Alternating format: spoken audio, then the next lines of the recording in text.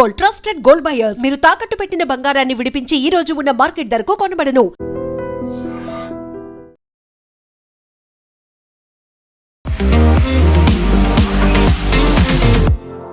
నమస్తే, నేను Kavitha. Welcome to I dream news and నిజాలు.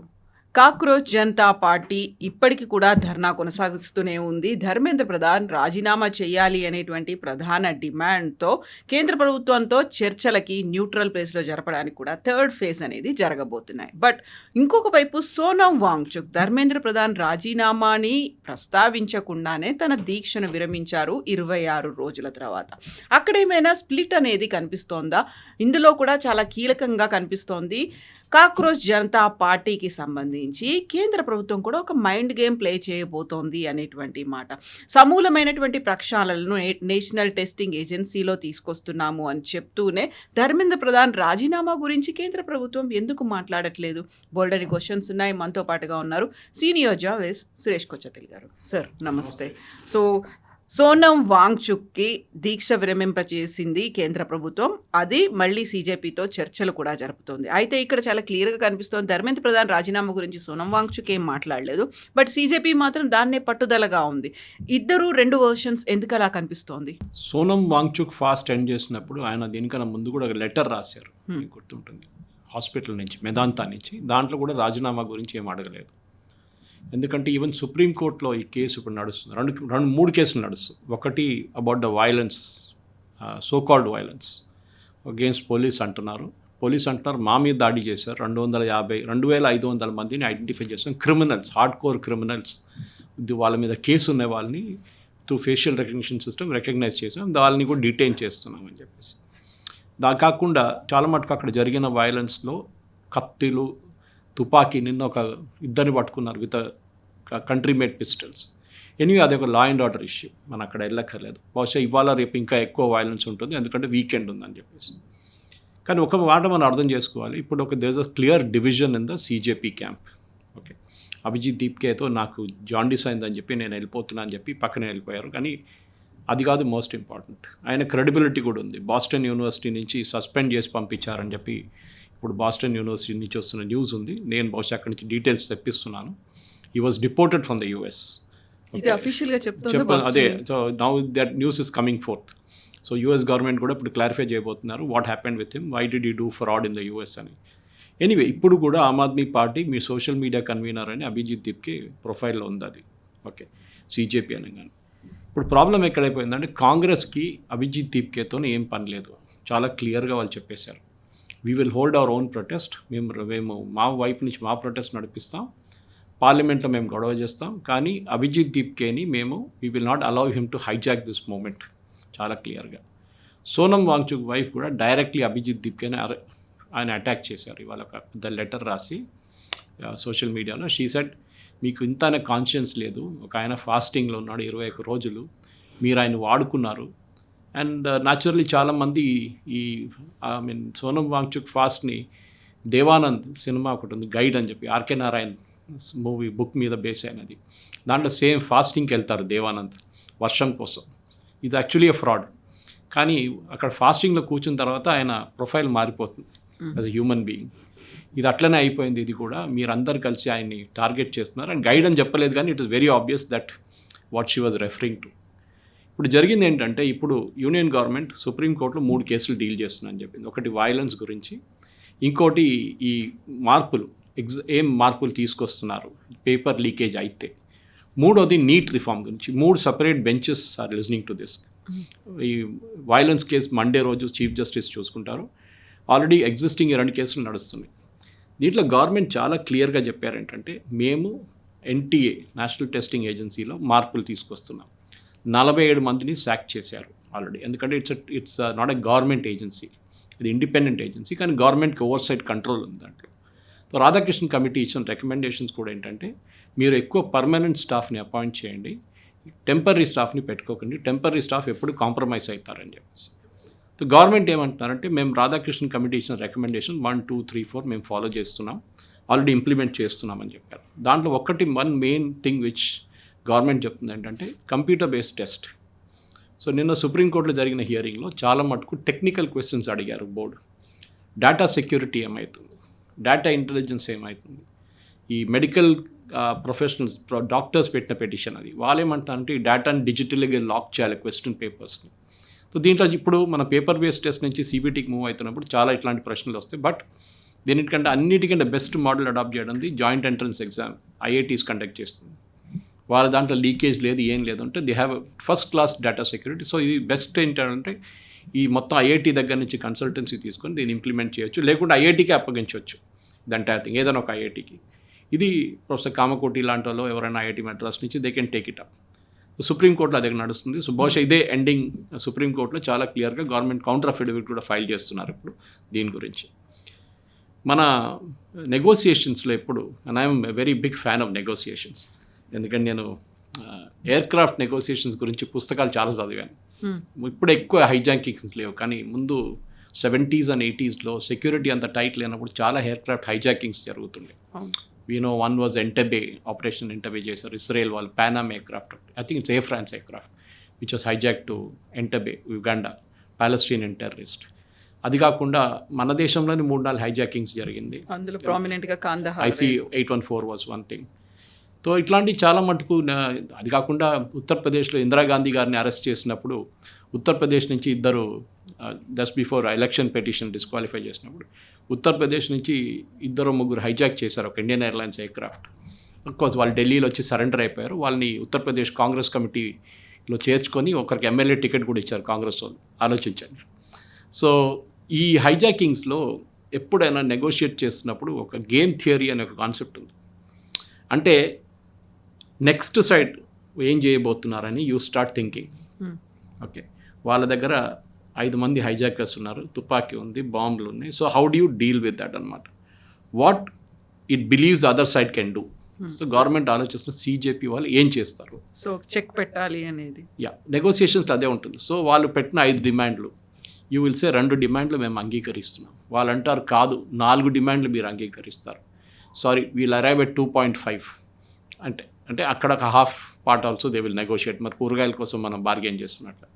So that is how negotiations are done. ఇప్పుడు government ఇద్దరు కమిటీని పెట్టారు, మీకు తెలిసిందే. వేరే ఆయన ప్రైమ్ మినిస్టర్ ఆఫీస్ నుంచి బీరేంద్ర సింగ్ అండ్ ఇక్కడ జితేంద్ర సింగ్ అండ్ నడ్డా గారు ఉన్నారు. వీళ్ళని కంట్రోల్ చేసేది అమిత్ షా. అమిత్ షా ఇంటి నుంచి బ్రీఫింగ్ తీసుకొని వీళ్ళు మీటింగ్కి వెళ్తున్నారు, తిరిగి అమిత్ షా ఇంటికి వస్తున్నారు. So Amit Shah is now controlling the entire negotiations. దాంట్లో చాలా క్లియర్గా వాంగ్చుక్ని ఫస్ట్ సీన్ నుంచి తీసేశారు. వాంగ్చుక్కి కావాల్సింది ఏంటంటే లదాఖ్లో there are 6 hill council setup చేశాం, ఇండిపెండెంట్ కౌన్సిల్ సెటప్ చేశారు అక్కడ రీసెంట్లీ గవర్నమెంట్ ఆఫ్ ఇండియా. అంటే ఒక్కదానికి ఇది ఆల్మోస్ట్ లైక్ ఇండిపెండెంట్ గవర్నమెంట్ లాగా. వాళ్ళకి ఫండ్స్ ఉంటుంది, ట్యాక్సెస్ రేస్ చేయొచ్చు, వాళ్ళ ఖర్చులు వాళ్ళు చూసుకోవచ్చు. He wants one of the 6. అది ఎప్పటి నుంచో డిమాండ్ చేస్తున్నారు, కానీ అక్కడ ఉన్న వాళ్ళు వాంగ్చుక్ని సీరియస్గా తీసుకోరు. లదాఖ్లో మీకు గుర్తుంటుంది, వైలెన్స్ జరిగిన తర్వాత 6 మంది చనిపోయిన తర్వాత after that he has not gone back to Ladakh. Okay, అక్కడ చాలామంది కోపం ఉంది అక్కడ ఉన్న పేరెంట్స్కి, వాళ్ళ పిల్లలు చనిపోయారని చెప్పేసి. లదాఖ్కి వెళ్ళాలంటే ఆయనకు ఒక ఫేస్ సేవింగ్ సొల్యూషన్ ఇది. నేను ఈ మార్పులు తీసుకొస్తున్నాను, ఫండ్స్ తీసుకొస్తాను సెంట్రల్ గవర్నమెంట్, నాకు ఇంత ఇన్ఫ్లుయెన్స్ ఉంది సెంట్రల్ గవర్నమెంట్. కానీ slowly he has moved out. ఎందుకంటే ఒకటి FCRA బిల్ అన్నిటికంటే పెద్ద ఇప్పుడు రాబోతుంది. ఇన్ఫ్యాక్ట్ పార్లమెంట్లో నిన్న ఇంట్రడ్యూస్ చేశారు బిల్. దీంట్లో ఫారిన్ ఫండ్స్ గురించి అమెండ్మెంట్ యాక్ట్. దీనిలో పెద్ద ఇంపాక్ట్ రాబోతుంది షబానా ఆజ్మీ, సోనం వాంగ్చుక్ లాంటి వాళ్ళకి. బికాజ్ చాలా టైట్ అయిపోతుంది FCRA. సో దాని నుంచి ఆయన భయపడ్డారు, ఎందుకంటే his funds are stuck. Almost 76 కోట్లు సోనం వాంగ్చుక్స్ ఫండ్స్ స్టక్ అయిపోయింది FCRAలో. అది బయటికి రావాలంటే గవర్నమెంట్తో నెగోషియేట్ చేయాల్సి వస్తుంది. సో దానికోసం బహుశా ఆయన undertaking the fast and withdrawn the fast. And not the first time. Wangchuk దీనికన్నా ముందు లద్దాఖ్లో కూడా ఫాస్ట్ చేశారు 3 సార్లు. ఓకే, పాత గేమ్ ఇది. So government game theory game ఆడుతున్నారు అనమాట వీళ్ళతోని. ఇప్పుడు CJP ఏం చేస్తారు, వీళ్ళ లాజిక్ ఏంటంటే కవిత గారు, ఈ గొడవ ఎక్కువ చేస్తే ఎక్కువ మంది వస్తారు. మీకు గుర్తుంటుంది పార్లమెంట్ సెషన్ మొదలయ్యే ముందు ఇదే వెన్యూలో సోనం వాంగ్చుక్ ఫాస్ట్ చేస్తున్నప్పుడు 25 మంది కూడా లేరు. 30 మంది 25 మంది బ్రేక్ఫాస్ట్ టైంకి, లంచ్కి ఒక 100 మంది వస్తారు JNU నుంచి. తర్వాత సాయంత్రం మళ్ళీ డిన్నర్కి ఒక 200 మంది వస్తారు. క్రౌడే లేకుండే. ఇప్పుడు సడన్గా క్రౌడ్ ఎక్కడి నుంచి వచ్చింది? ఇప్పుడు క్రౌడ్ ఎందుకు తగ్గిందంటే నిన్న ఈ ఫేషియల్ రికగ్నిషన్ సిస్టమ్ యూజ్ చేశారని చెప్పి ఒక రూమర్ వచ్చింది, which true to be correct. Delhi police వాళ్ళు ఫేషియల్ రికగ్నిషన్ సిస్టమ్ యూజ్ చేసి 2400 మంది క్రిమినల్స్ అక్కడ ఆపరేట్ చేశారు ఫ్రమ్ దట్ సేమ్ వెన్యూ అని చెప్పి వాళ్ళ ఫోటోలతో సహా వాళ్ళు రిలీజ్ చేశారు. అయితే వాళ్ళందరూ కూడా బీజేపీ స్పాన్సర్డ్ గుండాలు అనే మాట సీజేపీ చెప్తోంది కదా. చెప్తారు కదా, వాళ్ళు చెప్పరు కదా మేము స్పాన్సర్ చేసామని ఎప్పుడు చెప్పరు, కాంగ్రెస్ స్పాన్సర్ చేస్తారని ఎప్పుడు చెప్పరు, ఆర్ సమాజ్వాదీ పార్టీ స్పాన్సర్ చేస్తారని ఎప్పుడు చెప్పరు. BJP sponsor. Criminals are criminals. వాళ్ళు ఎట్లా వచ్చారు వెన్యూల్లీ? మీరేం చేశారు? మీ దగ్గర సెక్యూరిటీ చెక్స్ మీకు గుర్తుంది, సెక్యూరిటీ ఎంత టైట్ ఉందంటే గవర్నమెంట్ది, బ్యాగేజ్ స్కానింగ్ పెట్టారు అక్కడ. బ్యాగేజ్ స్కానింగ్లో 2 తుపాకీలతో సహా ఒక దొరికిన వాళ్ళు 2 నిన్న పట్టుకున్నారు. వాళ్ళు they try to flea on scooter, వాళ్ళని పట్టుకున్నారు గవర్నమెంట్. వాళ్ళు ఈ వెన్యూ లోపల ఉన్నారు. ఆలోచించండి, ఒక కాల్పులు జరిపి 4 మంది చనిపోతే గవర్నమెంట్ మీద వస్తుంది ఆరోపణ, గవర్నమెంట్ చేపించారని చెప్పేసి. ఇప్పుడు సుప్రీంకోర్టులో ఇంకొక పిటిషన్ వేసింది ఏంటంటే వైలెన్స్ గురించి, పోలీసు వాళ్ళు ఎక్సెస్ వైలెన్స్ యూజ్ చేశారని. సో ద ఫస్ట్ క్వశ్చన్ సుప్రీంకోర్టులో మండే రోజు అడగబోతుంది, ఈ డెమాన్స్ట్రేషన్కి మీరు తీస్తున్న ధర్నాకి పర్మిషన్ ఉందా అని. పర్మిషన్ లేదు. పర్మిషన్ 2 రోజులకి ఇచ్చారు, వీళ్ళు ఇప్పుడు ఆల్మోస్ట్ 1 నెల పాటు పొడిగించుకుంటూ వెళ్తున్నారు. So it is illegal. Legal point అని చెప్తున్నాను నేను, it is not from emotional point or other things. రెండవది, పార్లమెంట్కి మార్చ్ చేయడానికి మీకు పర్మిషన్ ఇచ్చారా? నో. పార్లమెంట్కి మార్చ్ చేయడం ఇప్పుడు కాదు, ఈవెన్ యూపీఏ హయాంలో సుశీల్ కుమార్ షిండే గారు ఒక వీడియో ఉంది, దట్ ఎవరైనా పార్లమెంటో రాష్ట్రపతి భవన్కి మార్చ్ చేస్తే వాళ్ళ మీద కఠినమైన చర్యలు తీసుకోవాలి, అది ఫైరింగ్ దాకా కూడా చేయొచ్చు మీరు అని చెప్పి సుశీల్ కుమార్ షిండే గారు అప్పుడు హోమ్ మినిస్టర్ ఉన్నప్పుడు చెప్పారు. ఓకే, ఆయన మాట అప్పుడు ఉందన్నమాట. దాని తర్వాత శివరాజ్ పాటిల్ గారు కూడా అదే మాట అన్నారు, that you can fire on such people అని చెప్పేసి. ఈ లాజిక్ కాంగ్రెస్ వాళ్ళు యూజ్ చేశారు. ఇప్పుడు కాంగ్రెస్ వాళ్ళు దాని గురించి మాట్లాడలేదు. ఇంకోటి ఏంటంటే, ఈ సీజేపీ ఏమనుకుంటాను, మేము ఎక్స్పాండ్ చేసి ఆర్గనైజ్ చేసి అంటే మాకు క్యుములేటివ్ గెయిన్స్ వస్తుంది అంటే, ఫెన్స్లో కూర్చున్న సమాజ్వాదీ పార్టీ కానీ, ఎందుకంటే దీని ఇన్ఫ్లుయెన్స్ 3 స్టేట్స్లో ఉంది, Haryana, Punjab and Delhi and UP. ఢిల్లీలో ఎక్కువ లేదు, ఎందుకంటే ఢిల్లీలో పొలిటికల్గా ఢిల్లీలో ఇట్స్ సెంట్రల్ గవర్నమెంట్ ప్లేస్ అనమాట. అక్కడ ఎంప్లాయీస్ ఎక్కువ ఉంటారు, వాళ్ళ పిల్లలు ఉంటారు. అండ్ గవర్నమెంట్ ఎంప్లాయీస్ ఎప్పుడు చాలా కేర్ఫుల్ ఉంటారు, ఎందుకంటే వన్స్ వాళ్ళ పిల్లలు కూడా ఇన్వాల్వ్ అయ్యారంటే వాళ్ళ కెరియర్ కూడా ఇంపాక్ట్ అవుతుంది. So they very careful with children. నేను చూసాను ఎప్పుడు మటుకు, మా ఆంట్ ఢిల్లీలో పనిచేస్తున్నప్పుడు షీఈస్ వెరీ వెరీ కేర్ఫుల్ వాళ్ళ పిల్లలతోని. అప్పుడున్న గొడవల్లో ఇందిరాగాంధీ టైంలో మీరు వెళ్ళకండి, దీంట్లో don't do anything because it will affect my career also అని చెప్పేసి. నెక్స్ట్ ఏంటంటే, గవర్నమెంట్ ఇప్పుడు ఏం చెప్తున్నారు, మేము meaningful reform, that is the word, meaningful reform తీసుకొస్తున్నాము నీట్లో. నేను చెప్పాను చూడండి, 10% నీట్ ఉండొచ్చు, యూపీఎస్సీ ఎగ్జామ్స్ ఉండొచ్చు, అక్కడెక్కడ leakage problem, leakage is always coming from NEET లాంటి ఎగ్జామ్ 2024లో జరిగింది. 7 సార్లు all India institute of medical science exam paper leak అయింది సపరేట్గా యూపీఏ హయాంలో. ఎవరు రాజీనామా చేయలేదు, no reform was brought in అప్పుడు కూడా. సో ఇదంతా గవర్నమెంట్ లిస్ట్ అవుట్ చేశారు కోర్టు ముందు, ఎన్నిసార్లు పేపర్ లీకేజ్ అయింది. ఇట్స్ నాట్ దట్ వాళ్ళ హయాంలో లీకేజ్ అయింది సో మా హయాంలో లీకేజ్ అయింది so it is kind of equal, అట్లా కాదు. Leakage is the leakage, it has be, అది ఆపాల్సిందే ఎట్లయినా. కానీ మీరు ఇప్పుడు చెప్పండి, ప్రైవేట్ మెడికల్ కాలేజ్ ఎగ్జామ్ నడిపిస్తారు, I can tell you Kavitha garu, 100% దాంట్లో బ్రైబరీ ఉంది, 100%. నాకు తెలిసి ఇక్కడ కొన్ని ప్రైవేట్ యూనివర్సిటీస్, తెలంగాణలో ఉన్న కొన్ని ప్రైవేట్ యూనివర్సిటీస్, వాళ్ళ ఇంజనీరింగ్, వాళ్ళ దాంట్లో ఇంటర్నల్ ఇంజనీరింగ్ ఒక ఎగ్జామ్ ఉంటుంది, అంటే వాళ్ళు కన్వీనర్ కోట కాకుండా ఎంట్రన్స్ టెస్ట్ లాగా పేపర్లు అమ్ముతారు వాళ్ళు టు హయ్యెస్ట్ బిడర్. 1,00,000 ఇస్తే ఈ పేపర్ తీసుకెళ్ళండి, ఆన్సర్ చేసేసేయండి, మీకు కొడుకో కూతురుకు అడ్మిషన్ వచ్చేస్తుంది. దాన్ని మీరు ఎట్లా ఆపుతారు? Because the problem is not at the central level. Problem at central level, one test, NEET కానీ మిగతా ఏదైనా కానీ, it will get sorted out. దాని తర్వాత ఏంటి? First for example post graduate exams తీసుకోండి మీరు మెడిసిన్ కోసం, అక్కడ కూడా ప్రాబ్లం వస్తుంది మీకు. స్టేట్ లెవెల్లో ఈజ్ మేజర్ ఇష్యూ. మన దగ్గర నారాయణగూడ కానీ, అమీర్పేట్ కానీ, దిల్సుఖ్ నగర్లో చదువుతున్న పిల్లలు, వాళ్ళ సంగతి ఆలోచించండి. స్టేట్ లెవెల్లో పేపర్ లీక్ అయితే we have to bring in reforms at state level also. అది supreme court should now take it into account అనమాట. చాలా క్లియర్గా సుప్రీంకోర్ట్ దీన్ని చేయాల్సి వస్తుంది. ఇప్పుడు వస్తున్న దాని ప్రకారం గవర్నమెంట్ ఒక మీనింగ్ఫుల్ రిఫార్మ్ తీసుకొస్తారు. సీజేపీ సీనియర్స్ అది తీసుకుంటారు, కానీ సీనియర్స్లో అభిజిత్ దీప్కే రాడు, because is Aam Aadmi Party guy. So Kejriwal వెనక నుంచి ఆడుతున్న గేమ్లో అభిజిత్ దీప్కేని ఇప్పుడు పక్కన చెప్పేస్తున్నారు అందరు కలిసి. That is why he is coming with excuse saying, నాకు మైగ్రేన్ ఉంది, నాకు ఇప్పుడు జాండీస్ వచ్చింది, నేను వెళ్ళిపోతున్నాను, నేను రెస్ట్ తీసుకుంటున్నాను అని చెప్పి. ఇప్పుడు ధర్మేంద్ర ప్రధాన్ రాజీనామా గురించి డిమాండ్ వీళ్ళది ఉంది. అది చాలా క్లియర్గా గవర్నమెంట్ ఆలోచిస్తున్నాయి. ఇప్పుడు impending Bittu has resigned yesterday because ఆయన రాజ్యసభ పోయింది, Kurian has also resigned. So ఇద్దరు మినిస్టర్షిప్ వేకెంట్ ఉంది ఇప్పుడు, minister of state level. Government బహుశా ఈ పార్లమెంట్ సెషన్ అయిన తర్వాత there will be a cabinet reshuffle. అది ఎక్స్పెక్టెడ్ ఉంది, ఎందుకంటే 2.5 years of Modi government third టర్మ్లో అయిపోయింది. సో ఒక రీఫార్మ్ తీసుకొస్తారు. రూమర్స్ వర్ దేర్ దట్ ఈ ఎడ్యుకేషన్ మినిస్ట్రీని రీవ్యామ్ చేయడానికి నిర్మలా సీతారామన్ గారిని తీసుకొద్దామని చెప్పేసి, because she is more of an educationist. Technically speaking ఆమెకు స్కూల్ కూడా ఉండే హైదరాబాద్లో ముందు. కానీ ఐ డౌట్, ఎందుకంటే ఫైనాన్స్లో ఎప్పుడు ఒక స్టేబుల్ హ్యాండ్ ఉండాలి అక్కడ. శక్తికాంత దాస్ని తీసుకొస్తా అన్నారు, RBI, farmer RBI governor. That's all rumours, మనం ఏం చెప్పలేము. కానీ డెఫినెట్గా ఒక స్ట్రాంగ్ మ్యాన్ ఉండాలి. కానీ దీంట్లో చాలా మటుకు it is not just the education ministry. ఈ రోల్ చాలా డిపార్ట్మెంట్ స్పాన్ చేస్తుంది. ఫర్ ఎగ్జాంపుల్, మీరు స్టీల్ అథారిటీ ఆఫ్ ఇండియా వాళ్ళ ఒక ఎంట్రన్స్ ఎగ్జామ్ ఉందనుకోండి, ఎవరు కంట్రోల్ చేస్తారు? ఆర్మీది ఎన్డీఏ వాళ్ళ ఎగ్జామ్స్ ఉంటుంది, వాళ్ళది ఎవరు కంట్రోల్ చేస్తారు? అది it is not education ministry technically speaking. So అక్కడ మీకు చాలా మటుకు మార్పులు ఇండివిజువల్ డిపార్ట్మెంట్స్లో తీసుకురావాల్సి వస్తుంది అన్నమాట. ఈ లీకేజ్ అనేది ఎవరిని ఎఫెక్ట్ అవుతుంది? చదువుకొని చాలా హార్డ్ వర్క్ చేసిన స్టూడెంట్స్ని దీని ఇంపాక్ట్ ఉంటుంది. ఆల్సో ర్యాన్స్లో ప్రాబ్లం ఉంది. 21 లక్షల మంది విద్యార్థులు 1,23,000 సీట్ల కోసం పోటీ చేస్తున్నారు నీట్లో. ఆలోచించండి. అప్పుడు స్ట్రైక్ రేట్ ఆలోచించండి.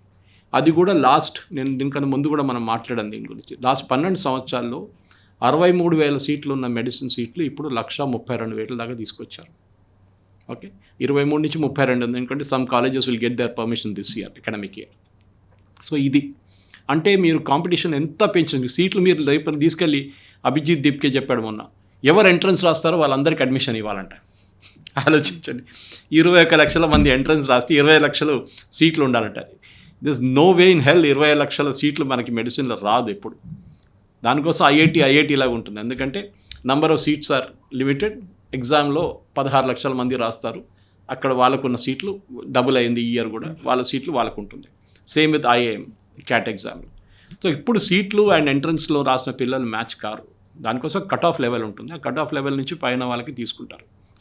మనం బోర్డ్ ఎగ్జామ్స్ తీసుకుంటే కూడా ఇదే ప్రాబ్లం. ఇప్పుడు మీరు బోర్డ్ ఎగ్జామ్ తమిళనాడులో దీని వ్యతిరేకంగా ఇప్పటి నుంచో యాంటీ నీట్ ఒక క్యాంపెయిన్ నడుస్తుంది, స్టాలిన్ టైం నుంచి. తమిళనాడులో ఉన్న 95% మెడికల్ కాలేజెస్ పొలిటీషియన్స్ నడిపిస్తారు. ఓకే, ఒక ట్రస్ట్ పేరు మీద ఉంటుంది, కానీ ఉన్నది పొలిటీషియన్స్ పేరు మీద, పొలిటీషియన్స్ ప్రాపర్టీ యాక్చువల్లీ. వాళ్ళు దీనికి నీట్ వచ్చే ముందు వాళ్ళు స్టేట్ లెవెల్లో సీట్లు అమ్ముకుంటేవాళ్ళు. ప్రతి సీట్కి 50 లక్షల నుంచి ఆ టైంలో టు 1 crore ఉండే. ఇప్పుడు అదే సీట్ మీరు అమ్మాలంటే మీరు 10 కోట్లకు అమ్ముకోవచ్చు ఒక ప్రైవేట్ సీట్. దాంతోపాటు ఇంకొక స్కామ్ ఉండే, సుప్రీంకోర్టు ఇప్పుడు దీన్ని ఆపేశారు. టాప్ ర్యాంకర్స్ ఏం చేస్తారంటే they will book the seats and then they will move. ఆ సీట్ తర్వాత సరెండర్ చేస్తారు, ఆ సీట్ని అమ్ముకుంటారు వీళ్ళు ప్రైవేట్ కాలేజ్ వాళ్ళు. అది ఇప్పుడు ఆపేశారు supreme court. Sir you can only select once, you cannot select move between selections అని చెప్పి చాలా క్లియర్ ప్రొసీజర్ ఒక నెల ముందు సుప్రీంకోర్టు జడ్జ్మెంట్లో ఒకటి వచ్చింది. సో మెడిసిన్లో ఉన్న అన్నిటికంటే పెద్ద problem is number of seats are limited. ఇప్పుడు మన దగ్గర 823 మెడికల్ కాలేజెస్ ఉన్నాయి. మోదీ గవర్నమెంట్ వచ్చినప్పుడు 320 కాలేజెస్ ఉన్నాయి. So it's more than double colleges అయిపోయింది. అఫ్కోర్స్ ప్రైవేట్ సెక్టర్లో ఎక్కువ కాలేజెస్ ఉన్నాయి, కానీ గవర్నమెంట్ అప్పుడు కూడా కొన్ని ఎయిమ్స్ని అప్గ్రేడ్ చేశారు. మన బీబీ నగర్లో ఉన్న టీచింగ్ హాస్పిటల్ లెవెల్కి తీసుకొచ్చారు. స్టేట్ గవర్నమెంట్ కూడా చాలా మటుకు వాళ్ళ దగ్గర ఉన్న హాస్పిటల్స్ని టీచింగ్ హాస్పిటల్స్ చేశారు. కానీ దెర్ ఇస్ అ లిమిట్. మన దగ్గర ఇప్పుడు AYUSH, Siddha, Unani, homeopathy and allopathy కలుపుకుంటే there is 1 doctor for 1,000 patients. International లెవెల్లో WHO స్టాండర్డ్ అది. ఒక డెవలప్డ్ ఒక మంచి మెడికల్ సిస్టమ్ ఉండాలంటే there should be 1 doctor for 1,000 people. In states Tamil Nadu and Kerala లాంటి స్టేట్స్లో ఒక్క డాక్టర్ ఫర్ 425 people ఉన్నారు. They are even more advanced. కానీ ప్రాబ్లం ఎక్కడ వస్తుందంటే ఈ డాక్టర్ శాలరీస్ చాలా తక్కువ. దానికోసం ఇప్పుడు ఒక రెసిస్టెన్స్ వస్తుంది అక్కడి నుంచి కూడా. నర్సింగ్ స్ట్రైక్ నడుస్తుంది కేరళలో. వాళ్ళంటాం మాకు మినిమం 40,000 రూపాయలు కావాలని. డాక్టర్కే 30,000 రూపాయలు ఇస్తున్నాయి, ఎంబీబీఎస్ డాక్టర్కి మీకు 40,000 ఎట్లా ఇస్తారు?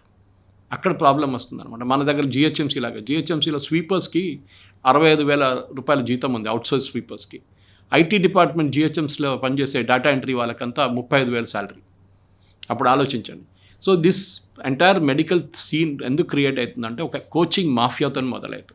ఇప్పుడు మీరు నిన్న న్యూస్ చూసుంటారు, లాతూర్ నుంచి ఒక పేపర్ లీక్ అయింది. లాతూర్లో పెద్ద ఒక కోచింగ్ మాఫియా ఉంది, లైక్ కోటా లాగానే. అక్కడ ఈ ఇయర్ అడ్మిషన్స్ ఘనంగా పడిపోయింది. టీచర్స్ ఎలిజిబిలిటీ టెస్ట్కి సంబంధించి కూడా మహారాష్ట్రలో జరిగింది, ఈవెన్ పంజాబ్లో కూడా జరిగింది మనం. సో ఆలోచించారు ఇప్పుడు ఏం చేస్తారు, మోదీ గవర్నమెంట్ ఏం చేయొచ్చు? Just because BJP is ruling in Maharashtra or Aam Aadmi Party పంజాబ్లో ఉందని చెప్పేసి కర్ణాటకలో లీక్ అయింది. పోయినసారి. కర్ణాటక లీక్ ఎవరు చేస్తారు, ఎవరు చూసుకుంటారు దాన్ని? సో ఈ ప్రాబ్లం ఎక్కడ వస్తుందంటే ఈ problem is at the state level. ఇప్పుడు దాన్ని రెక్టిఫై చేయాల్సి వస్తుంది. స్టేట్ లెవెల్లో చాలా మటుకు లోకల్ ఎగ్జామ్స్లోని ప్రాబ్లమ్స్ అంతా వస్తుంది. ఇప్పుడున్న దాంట్లో ధర్మేంద్ర ప్రధాన్ రాజీనామా చేయడం లేదో it's not a question at all. అది పక్కన వెళ్ళిపోయింది ఆ ఇష్యూ అంతా. ఇప్పుడు కూడా సీజేపీ వాళ్ళు ఎందుకు పెట్టుకుంటారు, దట్ ఈస్ అరవింద్ కేజ్రీవాల్ది ఫస్ట్ డిమాండ్ అది ఉండే, ధర్మేంద్ర ప్రధాన్ రాజీనామా చేయాలి. దాని తర్వాత ఇప్పుడు అభిజిత్ దీప్కి ఏమంటున్నారు, మోదీ రాజీనామా చేయాలి. Yesterday already change this demand, అంటే ఇట్స్ అ పొలిటికల్ డిమాండ్, అందరికి తెలిసిపోయింది అనమాట. ఇప్పుడు గవర్నమెంట్ ఏం చేస్తారంటే స్లోలీ వీరిని వేర్అవుట్ చేస్తారు. Okay, negotiate second round, third round, fourth round, fifth round అని చెప్పి ఎక్స్టెండ్ చేసుకుంటూ పోతారు. 14th రోజు పార్లమెంట్ సెషన్ ప్రోరోగ్ అయిన తర్వాత ఒక్కరు కూడా మీకు అక్కడ కనిపించారు. ఎవరు అందరూ వాళ్ళ పని మీద వెళ్ళిపోతారు. సార్, మనం నీట్లో రీఫార్మ్స్ లేకుంటే నేషనల్ టెస్టింగ్ ఏజెన్సీలో మార్పులు అని అనుకున్నప్పుడు నేషనల్ టెస్టింగ్ ఏజెన్సీకి సంబంధించి 39 మంది అవసరం ఉంటే కేవలం 24 రిక్రూట్మెంట్లే అయ్యాయి. మిగతా వాళ్ళది ఇప్పటిదాకా జరగలేదు. అందులో అవకతవకలు ఉన్నాయి. మొత్తం ఓవరాల్గా ఒక 49 మంది రెస్పాన్సిబుల్ అనుకుంటే వాళ్ళందరినీ అరెస్ట్ చేశాము అండ్ వాళ్ళని ఉద్యోగాల్లోంచి కూడా తొలగించాము. ఇది సరిపోతుంది అంటారా? అప్పుడు అక్కడే ఉద్యోగాలు అనేవి అవసరం ఉన్నాయి. ఎట్ ద సేమ్ టైం మన నిర్మలా సీతారామన్ గురించి మీరు చెప్పినప్పుడు తను ఒక మాట అంది, పేపర్ లీక్ వల్ల స్టూడెంట్స్కి ప్రిపరేషన్ కోసం అడ్వాంటేజ్ కూడా దక్కింది కదా అనేది.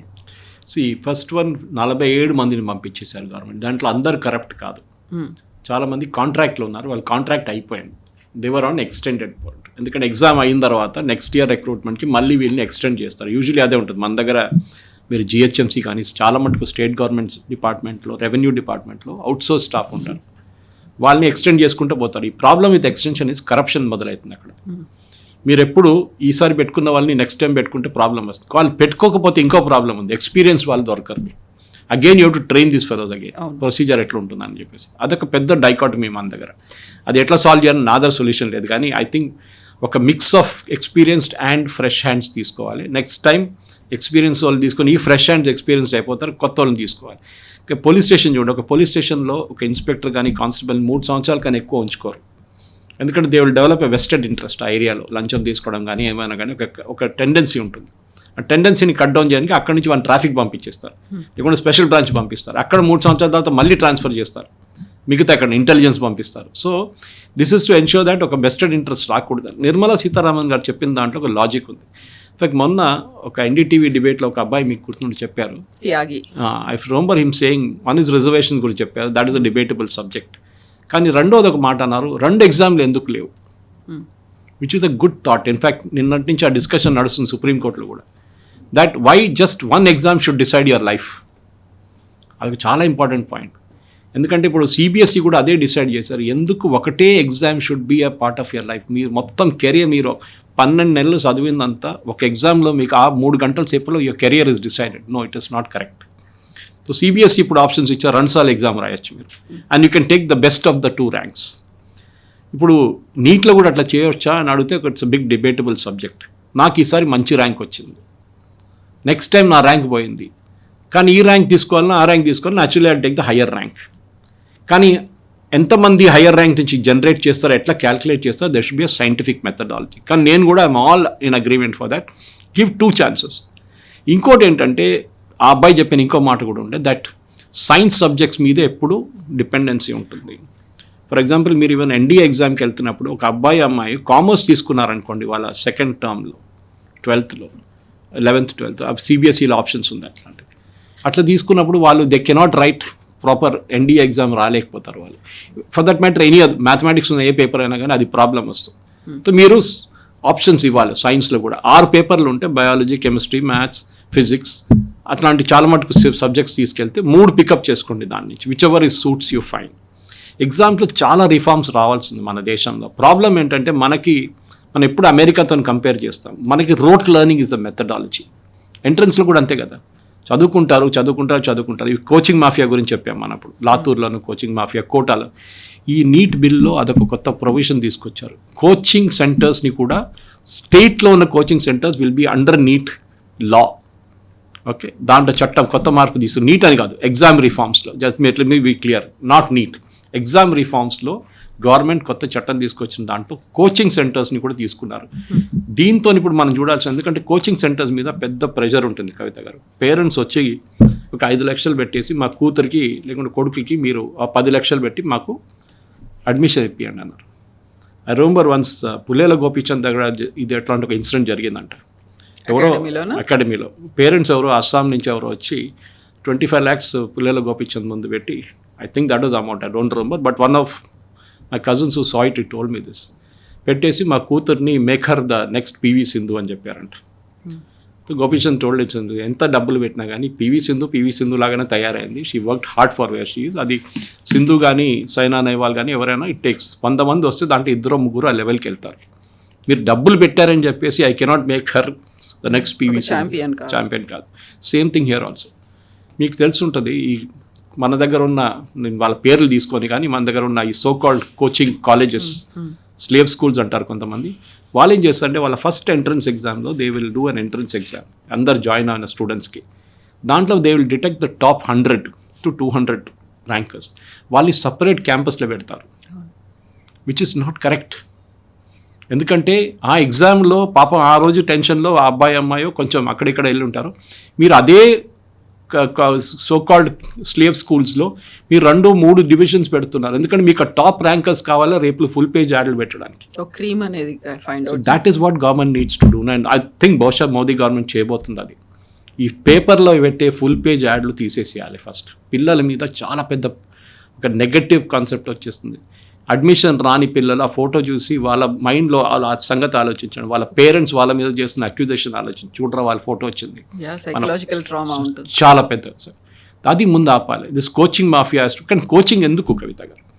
పిల్లల్ని మీరు ట్యూషన్కి ఎందుకు పంపిస్తారు? చిన్నప్పటి నుంచి చూస్తారు, 2వ క్లాస్ 3వ క్లాస్ నుంచి పేరెంట్స్ ట్యూషన్కి వెళ్ళిపో సాయంత్రం అయిపోయింది. ఎందుకంటే they don't want to take the trouble of పిల్లలతో కూర్చొని చదివించడం అంతా వాళ్ళకి లేదు.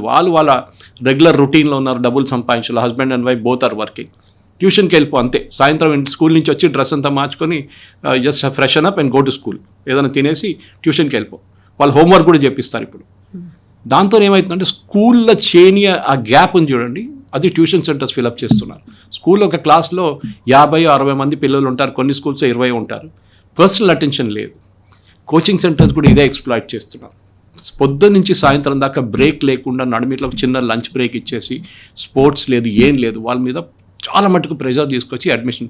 సో అక్కడే పేపర్ లీక్ అయితే పెద్ద అడ్వాంటేజ్. ఎందుకంటే వాళ్ళ ర్యాంకింగ్, వాళ్ళ సెంటర్స్ ఉన్న ర్యాంకింగ్ పెరుగుతుంది. నా ఈ మెడికల్ ప్రొఫెషనల్స్ ఇచ్చిన కేసు సుప్రీంకోర్టులో ఏమంటున్నారు, you should publish result center wise, which I think is a very good thing. అప్పుడు మీకు తెలిసిపోతే ఒకటే సెంటర్ నుంచి 30 మంది ర్యాంక్ వచ్చారు, ఇంకొక సెంటర్లో ఇద్దరే ఉన్నారు అంటే obviously something was wrong with this centre. ఇక్కడ ఎవరో పేపర్ లీక్ చేశారో లేకుంటే ఏదో ఒక బెనిఫిట్ వీళ్ళకి వచ్చింది. అంత 30 మంది ఒక సెంటర్ నుంచి ఎట్లా సెలెక్ట్ అయ్యారు? నంబర్ తీసుకుంటున్నాను, ఇట్ మేబీ 30 or 40, 50 కూడా ఉండొచ్చు. So this is another very good reform అనమాట గవర్నమెంట్ తీసుకొస్తుంది. దీన్ని ఒక ఆర్గనైజ్ క్రైమ్ కూడా తీసుకొస్తున్నారు గవర్నమెంట్. 10 కోట్ల ఫైన్, 10 సంవత్సరాల జైలు శిక్ష. కానీ కవిత గారు ఇవాళ టైమ్స్లో ఒక మంచి ఆర్టికల్ వచ్చింది దట్ మన దగ్గర fast track courts are not fast track courts.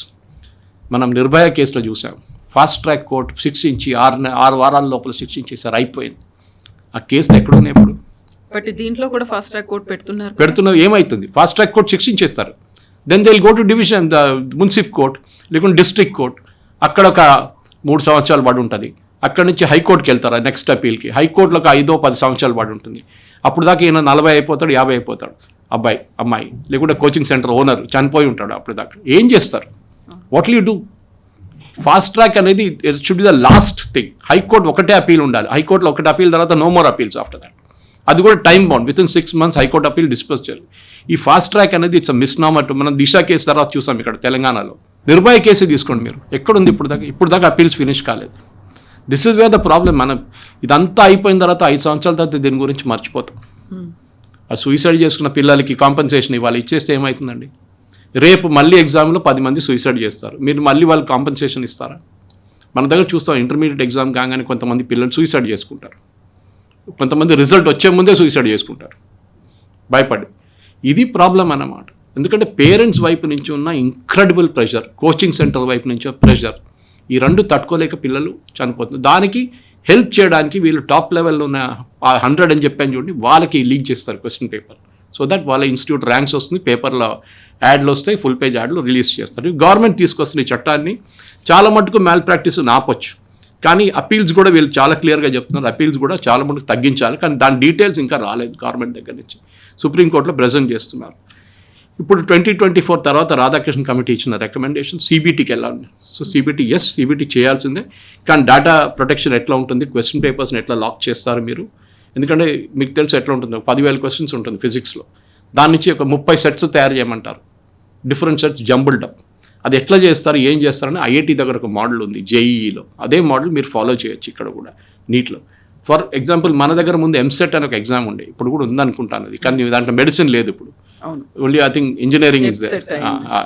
కానీ ఇప్పుడు అది ఎవరు పట్టించుకోరు, ఎందుకంటే ఐఐటికి వెళ్తున్నారు. So let us have a combined exam అనమాట.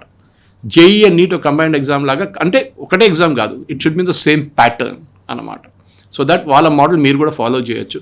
ఒకటే ఎయిమ్స్ ఢిల్లీ వాళ్ళు ఈ సంవత్సరం ఎగ్జామ్ కండక్ట్ చేస్తారు అండర్ ఎన్టీఏ ప్రాబ్లమే వస్తుంది అనమాట. అక్కడ కూడా మీకు ఒక నేషనల్ టెస్టింగ్ ఏజెన్సీ అనేది వాళ్ళు ఒక ఎగ్జామ్ కాదు కండక్ట్ చేసేది, చాలా ఎగ్జామ్స్ కండక్ట్ చేస్తారు. యూపీఎస్సీ లాగా, యూపీఎస్సీ ఐఏఎస్ సెలెక్షన్ నుంచి సివిల్ సర్వీస్ నుంచి ఏం చెప్తారు, ప్రమోషన్ ఎగ్జామ్స్ కూడా నడిపిస్తారు వాళ్ళు.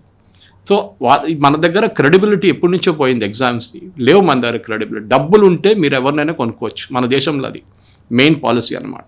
సో డిజిటల్ లాకింగ్ చేయడం కానీ క్వశ్చన్ పేపర్, ఇదన్నీ క్వశ్చన్స్ ఉంది. 5 డిమాండ్లో 3 రిఫార్మ్లు అన్నారు సిజేపీ.